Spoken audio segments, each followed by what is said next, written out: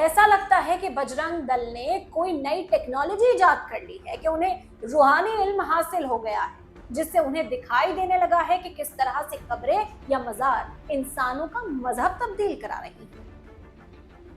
क्या कोई मजार मजहब तब्दील करा सकता है, या ये बात सिर्फ बजरंग दल को पता है कि मजार और कब्रें मजहब तब्दील करा सकती हैं?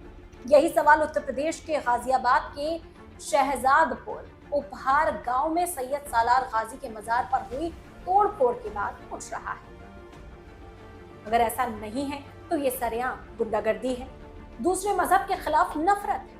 उत्तर प्रदेश के गाजियाबाद के शहजादपुर उपहार गांव में सैयद सालार गाजी के मजार पर हुई तोड़फोड़ इस बात की गवाह है कि शरपसंद नासिर इतने बेखौफ हो चुके हैं कि उन्हें कार्रवाई होने या फिर इंतजामिया का कोई डर बाकी नहीं।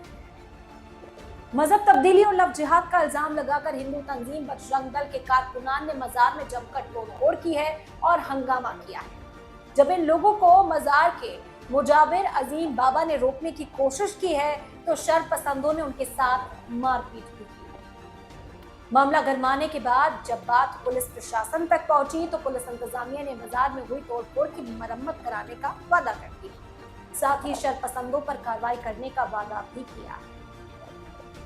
थाना कोखराज के ग्राम शहजादपुर में मजार के पास विवाद एवं तोड़फोड़ की सूचना पर हम लोग उप जिलाधिकारी श्री राठौर सर के साथ मौके पर पहुंचे थे। वहां पर उपस्थित लोगों से बातचीत की गई है। शांति व्यवस्था पूरी तरह से कायम है। अभिलेखों का अवलोकन किया जा रहा है तथा जांचोपरांत इसमें विधिक कार्रवाई की जाएगी। अब सबसे बड़ा सवाल यही है कि अगर किसी मजहबी मकामात पर किसी तरह की सरगर्मियां हो रही हैं तो उसका फैसला अदालत और जांच एजेंसियां करेंगी या फिर भीड़ खुद ही कानून को अपने हाथों में ले लेगी। आप क्या सोचते हैं इस बारे में? हमें कमेंट करके जरूर बताएं।